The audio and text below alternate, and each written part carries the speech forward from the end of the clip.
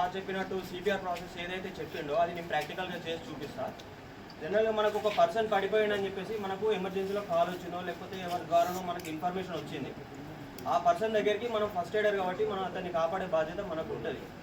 It is our responsibility కాబట్టి మనం తన దగ్గరికి అప్రోచ్ అయితే అంటాం. అంటే ఏ ప్లేస్ ఏ లొకేషన్ మనకు చెప్తాడు.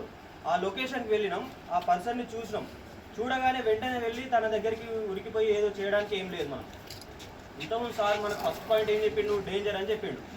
ఆ డేంజర్ ఎట్లా వస్తుంది, ఎన్విరాన్మెంటల్ అంటే చుట్టుపక్కల మనకు ఇన్ కేస్ రోడ్ యాక్సిడెంట్ అయింది అనుకోండి, ఏమన్నా మనం అతను చేసే ప్రాసెస్లో వేరే వెహికల్స్ వచ్చి మన హిట్ అండ్ రన్ అయ్యే ఛాన్స్ ఉంటుంది. సో ఏం చేయాలి, తనని పక్కకు తీసుకెళ్ళడం కానీ లేకపోతే ట్రాఫిక్ డైవర్ట్ చేసుకోవడం కానీ. ఇన్ కేస్ ఎలక్ట్రికల్ షాక్ అయింది అనుకోండి, కేబుల్ని తీసి పక్కకు పెట్టడమో ఏదో చేస్తాం. అట్లా ఎన్విరాన్మెంటల్ నుండి ఏమైనా డేంజర్ ఉన్నా మనం ఇన్సూర్ వేసుకుంటాం. ఇన్సూర్ వేసుకొని ఏం డేంజర్ లేదు అని అనుకున్నప్పుడే అతని దగ్గరికి అప్రోచ్ అవుతాం. మనం అప్రోచ్ అయ్యాక రెండో డేంజర్ ఇంతకుముందు సార్ చెప్పినట్టు ఏంటి, మన ద్వారా తనకి కానీ తన ద్వారా మనకు కానీ ఒక డేంజర్ ఉంటే ఏంటిది, అది క్రాస్ ఇన్ఫెక్షన్. మనకి ఏమన్నా వైరస్ ఇంతకుముందు సార్ చెప్పినట్టు ఇన్ఫెక్షన్స్ ఉంటే తనకు రావడం కానీ లేకపోతే తన నుండి మనకు రావడం కానీ ఎట్లా వస్తాయి, ఎయిదర్ మన ఐస్ నుండి డ్రాప్స్ లేకపోతే సలైవా నుండి మీద పడడం, అతను కూడా దగ్గితే ఏమన్నా మన మీద పడడం. సో మన కళ్ళకు కానీ నోటి నుండి కానీ అతనికి మనకి ఇన్ఫెక్షన్ కాకుండా ఏం తీసుకుంటాం, గాగుల్స్ పెట్టుకుంటాం, ఫేస్ మాస్క్ పెట్టుకుంటాం. ఓకేనా. మూడోది మనం హ్యాండ్స్, తనని ముట్టుకోవడానికి హ్యాండ్స్ యూజ్ చేస్తాం కాబట్టి మన హ్యాండ్స్ని మన గ్లోవ్స్ తోటి కవర్ చేసుకొని అతన్ని టచ్ చేస్తాం. సో ఇక్కడ బిఎస్ఐ ప్రికాషన్ తీసుకున్నాం. ఏంటేంటి, గాగుల్స్, ఫేస్ మాస్క్, గ్లోవ్స్ 3 తీసుకొని తనని అప్రోచ్ అయినాం. తనని అప్రోచ్ అయినాక సెకండ్ ప్రొసీజర్ ఏంటిది, రెస్పాన్స్. తన రెస్పాన్స్ చెక్ చేయమని అన్నాడు ఇంతకుముందు సార్. సో ఈ గ్లౌస్ వేసుకున్నాక కింద ముట్టుకోవడం కానీ మన బాడీ ముట్టుకోవడం కానీ తన బాడీ ముట్టుకోవడం కానీ ఏం చేయవద్దు. ఓకేనా. మళ్ళీ కంటామినేషన్ అయితే మళ్ళీ ఏమన్నా బ్యాక్టీరియా వైరస్ ఏమన్నా ఉన్నా కూడా మనకు అంటుతాయి కాబట్టి వీటిని చాలా జాగ్రత్తగా చూసుకుంటూ చేయాలి. పర్సన్ని మనం వర్బల్ మెథడ్ తోటి, అంటే హలో హలో తన పేరు తెలిస్తే పేరు అని పిలుస్తాం, లేకపోతే హలో హలో అని చెప్పేసి జస్ట్ ఇట్లా ముట్టుకొని జస్ట్ నార్మల్గా షేక్ చేయాలి. ఎందుకంటే తనకి ఏమైనా స్పైనల్ ఇంజరీ ఉందో మనకు తెలియదు.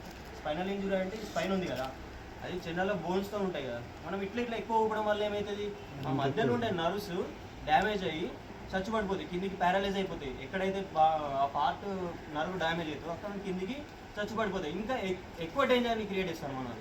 సో ఏం చేయాలి, నార్మల్గా హలో హలో ఈ షౌట్ అనేది ఎక్కువ రావాలి, ఇది అనేది నార్మల్గా ఉండాలి. హలో హలో ఈ పర్సన్ మన ఇచ్చే వెర్బల్ కమాండ్స్కి రెస్పాన్స్ కాలేదు. సెకండ్ మెథడ్ ఏంటిది, సార్ చెప్పినట్టు shake, painful method. Painful method అంటే ఏంటి, తనకు సెన్సిటివ్ పార్ట్స్ ఎక్కడెక్కడ ఉన్నాయో వాటిని మనం గిచ్చి కానీ రబ్ చేసి కానీ చూడాలి. చూస్తే ఏమంటే మనం అట్లా చేసేటప్పుడు అతని ఫేస్ యొక్క కదలికలు చూడాలి.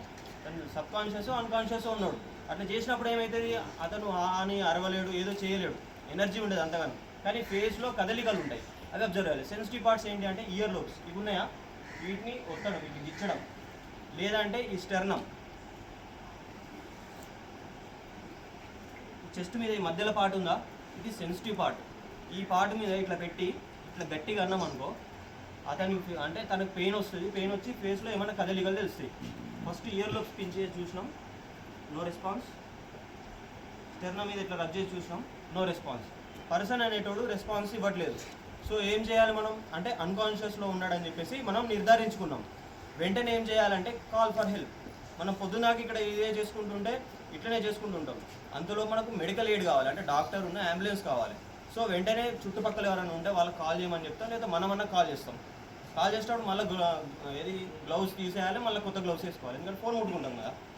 ఫోన్ చేసి ఈ ఫలానా పర్సన్ ఒక ప్లేస్లో ఇలా పడిపోయాడు, ఇతని ఏజ్ ఇంత ఉంటుంది, అందాల ఇంత ఉంటుంది, తను అన్కాన్షియస్లో ఉన్నాడు, వెంటనే మెడికల్ ఎయిడ్ కావాలంటే అంబులెన్స్ వేసుకొని వస్తాడు. అంతలో మనం చేసుకుంటూ ఉండొచ్చు. ఓకేనా, ఇక్కడ వరకు అర్థమైంది కదా. ఓకే, పర్సన్ అన్కాన్షియస్ అని